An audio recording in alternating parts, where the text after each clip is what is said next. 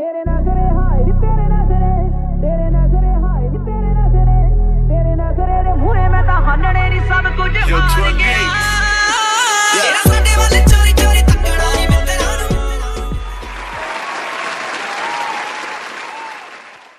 Okay, so video का title देख के आप समझ गए होंगे कि आज हम किसके बारे में बात करने वाले हैं। तो फिर शुरुआत करते हैं हमारे एजुकेशन सिस्टम से। The Indian education system. By the way, कई सारे लोगों का ये कहना है कि इसमें सुधार होना चाहिए। अच्छा, क्या होना चाहिए ये किसी ने नहीं बताया।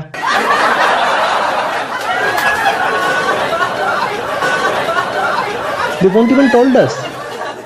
अच्छा चलो, ये सब तो ज्ञान की बातें हो गई जिनसे अपना कोई लेना देना नहीं है। हाँ, तो अपन जो खुद इस एजुकेशन सिस्टम के शिकार कब होते हैं? आप लोग कब इसके शिकार होते हो? जब आपकी 10th पास हो जाती है।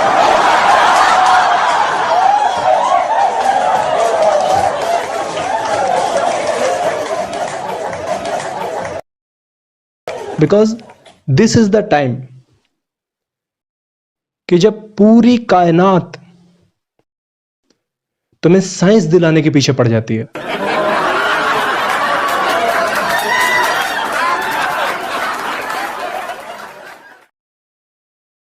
आपके यार, रिश्तेदार, अड़ोसी पड़ोसी, इवन स्कूल के टीचर भी, कि लड़के को साइंस दिलाओ ये बहुत कुछ कर लेगा। अच्छा, एक्चुअल में तुम्हें भी और उन्हें भी पता होता है कि घंटा कुछ कर लेगा।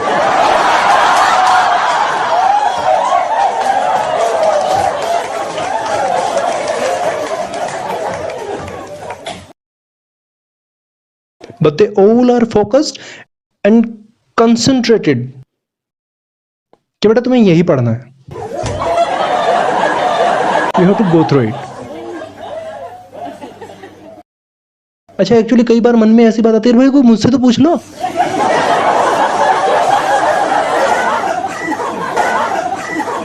लेकिन आपसे कोई नहीं पूछता, बिकॉज आपके पेरेंट्स को पता है कि आप कितना पढ़ना चाहते हो।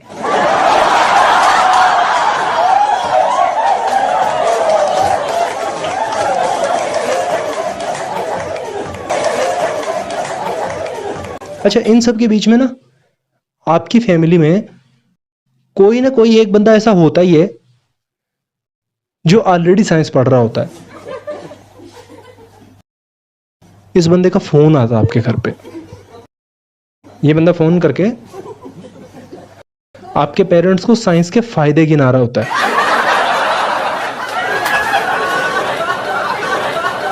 अच्छा, एक्चुअल में इसे आपके भविष्य से कोई लेना देना नहीं है। ये बस अपना बदला ले रहा होता है, because he is made up of frustration.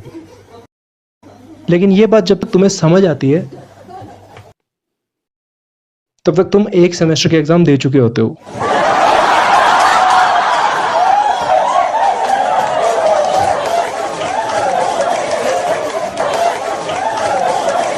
अब कोई चारा नहीं है तुम्हारे पास।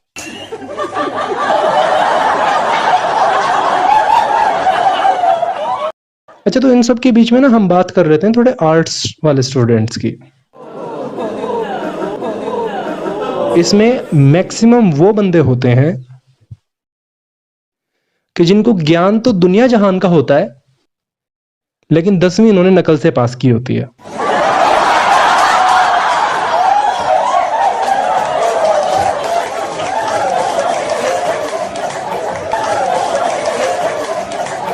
और आगे इन्हें पढ़ने की कोई उम्मीद भी नहीं होती। अच्छा, साइंस वालों की जितनी फीस होती है ना, उसमें इनकी फीस आर्ट्स वालों की, जो ये कभी टाइम पे नहीं भरते। हाँ, साइंस वालों की जितनी फीस होती है एक सेशन की, उसमें आर्ट्स वालों की फीस प्लस पूरे साल का कैंटीन का खर्चा, इसके अलावा दारू, बीड़ी, सिगरेट, सुट्टा सब निकाल के भी इनके पास कुर्ते पजामे जितने पैसे बच जाते हैं।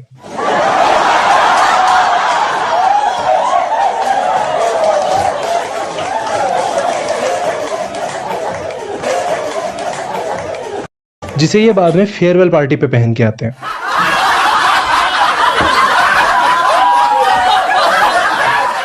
अच्छा, तो इन दोनों के अलावा ना एक स्ट्रीम और बच गई, कॉमर्स। अच्छा, सही बोलूं तो मैं इसे कोई स्ट्रीम नहीं समझता,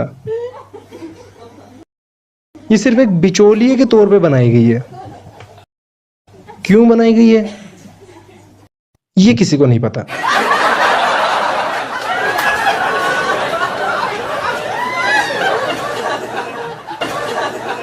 अच्छा, जो बच्चे ये सब्जेक्ट लेते हैं कॉमर्स, पहली बात तो इनको बच्चा मत समझना। दूसरा, मुझे लगता है कि कॉमर्स लेने वाले जो बच्चे होते हैं इनका कभी ना कभी चौराहे में पैर आया हुआ होता है। ऐसे उल जुलूल ख्याल नॉर्मल माइंड में आते ही नहीं कभी। एक्चुअल में इनके साथ ना एक बहुत बड़ी प्रॉब्लम भी होती है बेचारों के साथ, कि सब्जेक्ट में तो ये अर्थशास्त्र पढ़ते हैं, लेकिन रियल लाइफ में सबसे ज्यादा इन्हीं की अर्थव्यवस्था बिगड़ी हुई होती है।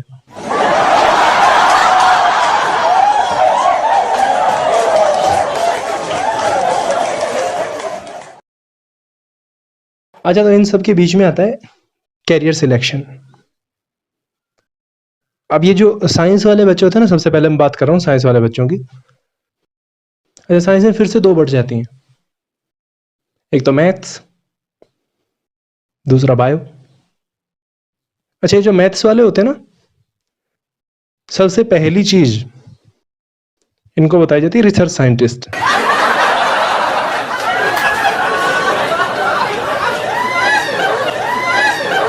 और ये सिर्फ बताया जाता है,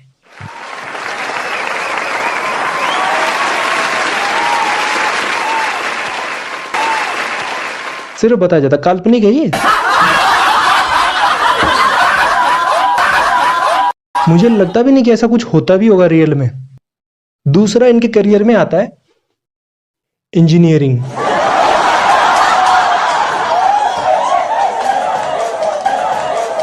मैं कहा भाई इससे बढ़िया तो तुम आर्ट्स ले लो।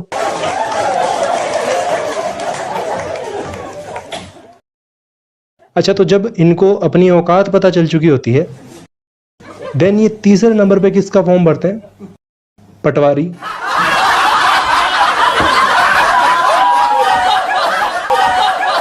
ग्राम सचिव, रेलवे ग्रुप डी और पुलिस कांस्टेबल।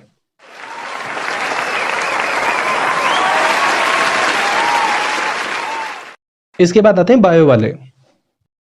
अच्छा, बायो वालों का सबसे पहले नंबर पे होता है एमबीबीएस और पीएमटी।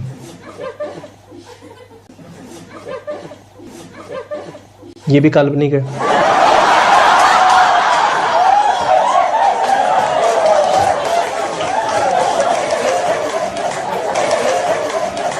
रियल में ऐसी घटनाएं नॉर्मल बच्चों के साथ नहीं होती। दूसरे नंबर पे फिर सीधा डाउनफॉल होता है, डॉक्टर्स बनते हैं ये लोग। डॉक्टर्स भी कौन से? झोला छाप।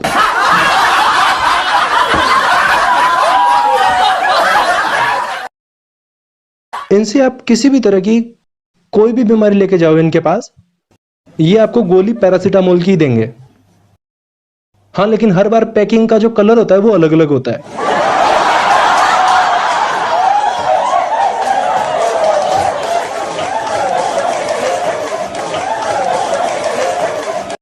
अच्छा, इसके अलावा तीसरी कैटेगरी के भी डॉक्टर्स होते हैं बायो में। इनका क्लिनिक आपको कभी भी सड़क पे नहीं मिलता, किसी गली मोहल्ले में नहीं। इनका क्लिनिक होता है पुराने बस स्टैंड के पीछे। हाँ। जहां ये मिलते हैं हर बुधवार और शनिवार।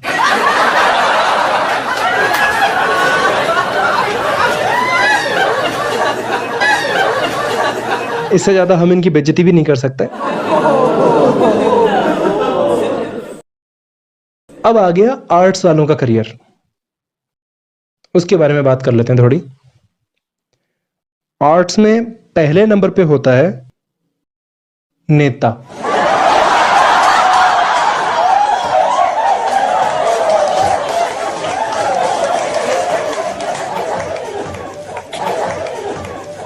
एमएलए और एमपी से नीचे की बात ही नहीं करते ये लोग। अगर मरे से मरा भी कुछ बनना है ना, सरपंच बन के दिखाएंगे। आप बता दो अगर कोई साइंस वाला या कॉमर्स वाला सरपंच बना हो तो आपके गांव में।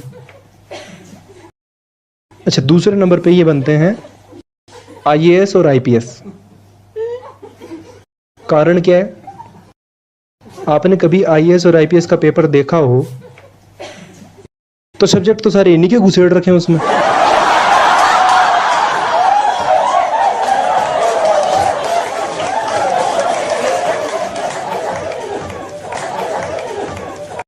अच्छा, जब ये आईएएस आईपीएस और नेता वेता इन सबसे मुक्त हो चुके हैं पूरी मोह माया से, या अगर यूं कहें कि ये इन सब कुछ को देख चुके हैं, पूरी दुनिया देख चुके हैं, मोक्ष के द्वार पे खड़े हैं, तब तीसरे नंबर पे ये लोग बनते हैं बाबा।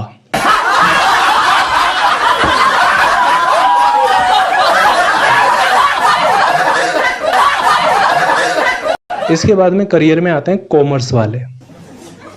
भाई कॉमर्स वालों के लिए बोलूं ना तो अपने 2 मिनट का मौन ही रख लेते हैं।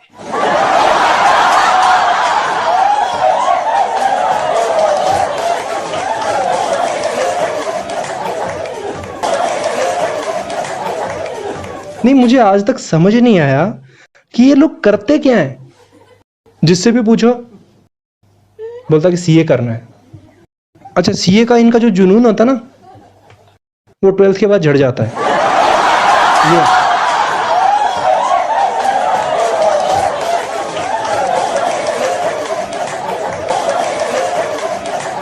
12th के बाद there is no more CA. ये भटके हुए लोग हैं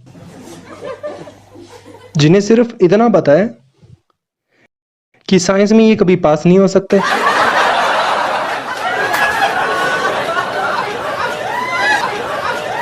और आर्ट्स में उनको शर्म आती है।